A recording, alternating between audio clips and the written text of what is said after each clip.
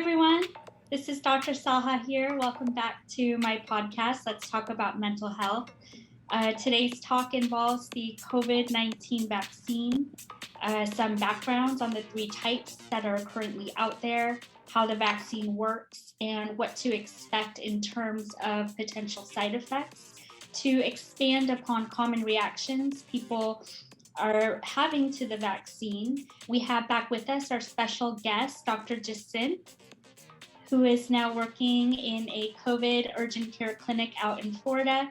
And he's been seeing numerous patients who have been vaccinated all day long, who come in either to get vaccines or come in for reactions they've had to the vaccine. Dr. J, how are you doing? I'm doing great. Thanks for having me, Dr. Saha. It's always good to I get back and just be able to find out what we're seeing on the front lines to doctors like yourself who are kind of able to step back and see what other providers are telling you. I'm sure you're hearing some great stories yourself. Oh, absolutely. And we'll talk about some questions patients have brought up to me as we go forward. And before giving you the floor, I wanted to start off by stating a few facts about the vaccine, just to give us some background. So far, 28.67 million total cases of COVID have been confirmed in the US, and that's according to the CDC, the Center for Disease Control and Prevention. On the upside, since the US started administering the vaccine on December 14, 2020, 80 million doses have been administered, reaching 15.9% of the total US population. And this is also according to the federal data collected by the Centers for Disease Control and Prevention. I think this is really exciting, and it's a great step in the right direction. The US is currently administering over 2 million shots a day. Currently, 2 of the 3 COVID-19 vaccines, the Pfizer and the Moderna, that have been authorized for emergency use, they require a 2-shot regimen spaced out by 3 or 4 weeks. A third vaccine by Johnson & Johnson that requires just 1 shot was authorized on February 27th. So that should definitely help increase the number of people who have access to and who are able to get vaccinated here in the US. So I printed out the vaccine adverse event reporting systems update. Apparently, there's a way to update vaccination adverse effects. If there's an adverse effect, there's a storehouse for people to call and record their adverse effects. So they've been doing this as of January for all the people that have been vaccinated. They've been recording the vaccinations for the adverse effects per different kind of vaccination. The Moderna, the Johnson & Johnson, and the other one. Oh, that's great. Yeah, and they've been comparing it, which different which one's having this reaction, which one's having that reaction. So I thought that was kind of cool that they did that. It's pretty lengthy, but I can just go over the I can surmise the juice of it. Before moving on, I wanted to dispel a few common myths people have about the vaccine and talk about why they're not valid.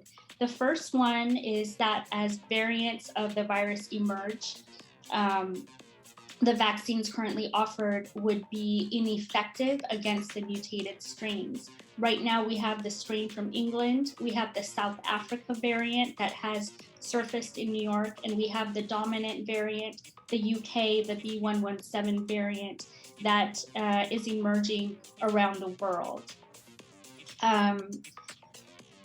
Even with the presence of variants, according to Dr. Siegel, who is a specialist on vaccines at the Texas Children's Hospital and Baylor, he states that the current vaccine has been decreasing severe disease and death dramatically, even against variants of the virus. The second myth I wanted to dispel is that the COVID-19 vaccine can cause people to develop COVID-19. That's a big one. Yeah, have you gotten that question from patients? Yeah, it's. I mean, I'll let you go through all the these bullet points because it's important to get out the truth. But I will comment on that. Okay. This is false. You do not develop COVID-19 by taking the virus. None of the 3 COVID vaccines currently out on the market contain a live replicating virus like some of the more common vaccines we take as children, they do. For example, live attenuated vaccines include the measles, mumps, and rubella vaccine, the MMR, the varicella vaccine, the chickenpox vaccine. So the difference is a live virus vaccine contains a weakened form of the live virus that is designed to help your body develop an immune response without you actually developing symptoms of the disease that it is intended to prevent. The virus is teaching your immune system what the virus looks like. The vaccine is teaching your immune system what the virus looks like and allows the body to develop an immune response should they encounter the illness. Many vaccines of this type allow for lifelong immunity, which is great, with only 1 or 2 doses needed.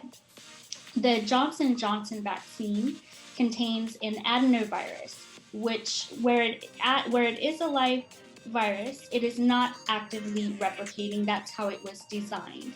So because it is not actively replicating, you cannot develop COVID-19.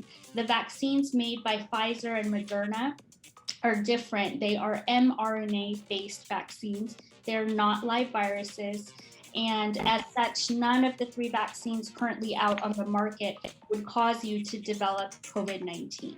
So despite this, I think there's a lot of confusion. The vaccines are very new. So millions of Americans say they don't trust the vaccine, while others say they simply don't have access to it.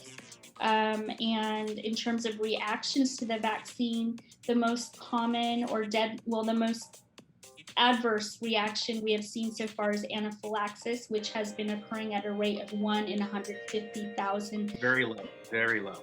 Which is low. Yeah, and what anaphylaxis is it's a severe allergic reaction that can compromise your airway and be life-threatening.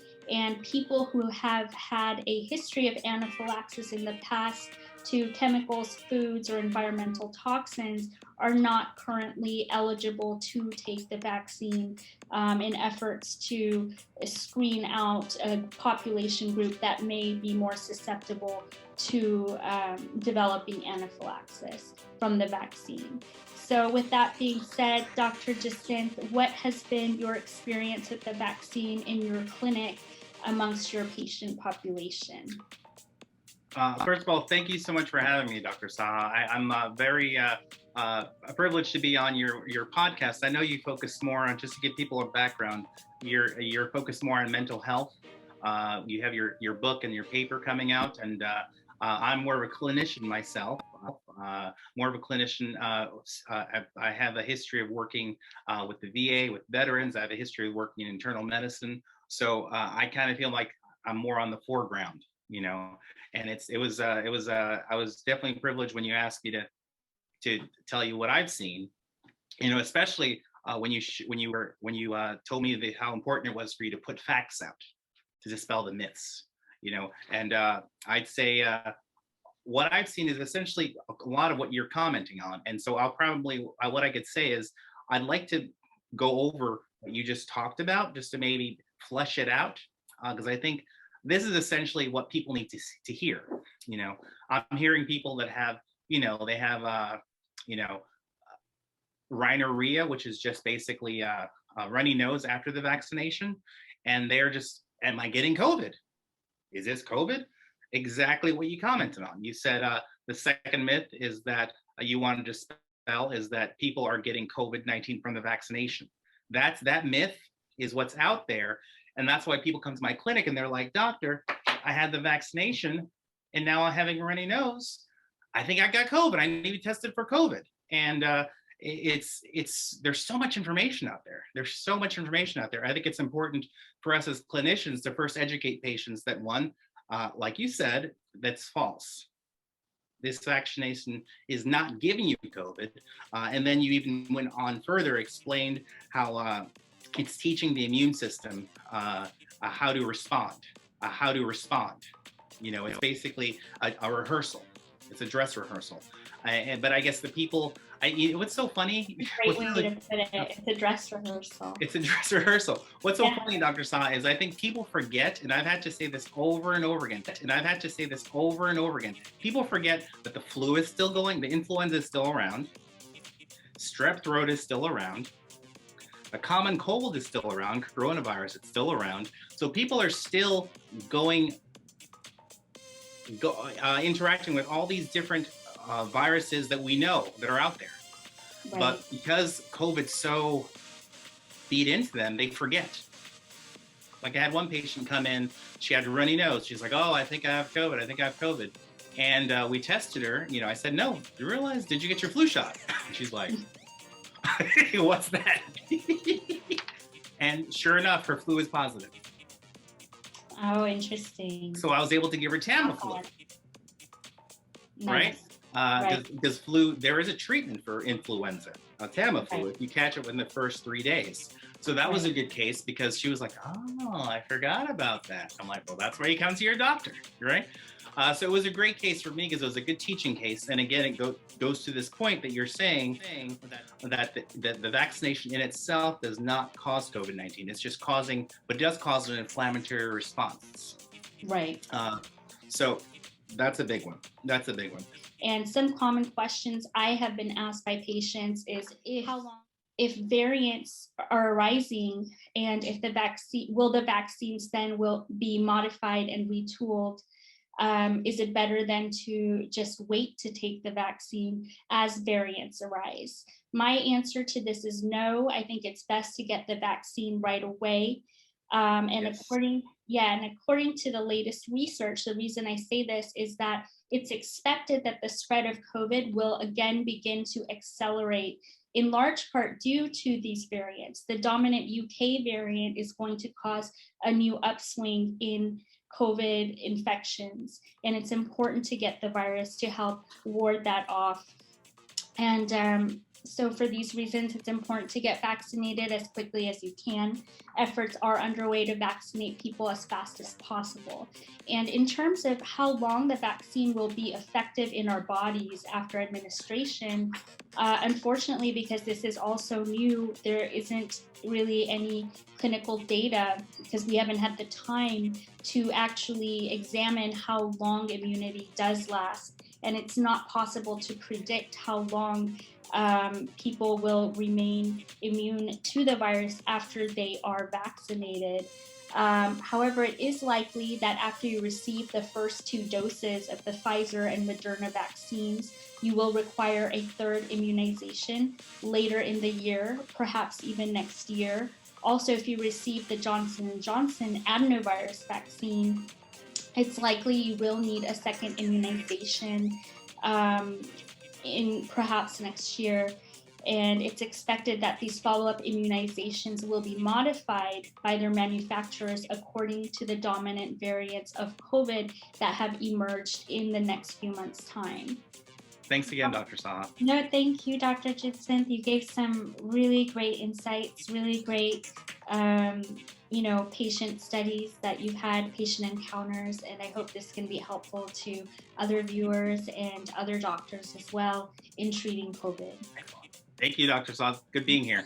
Have a great day. Have a great evening. Bye-bye.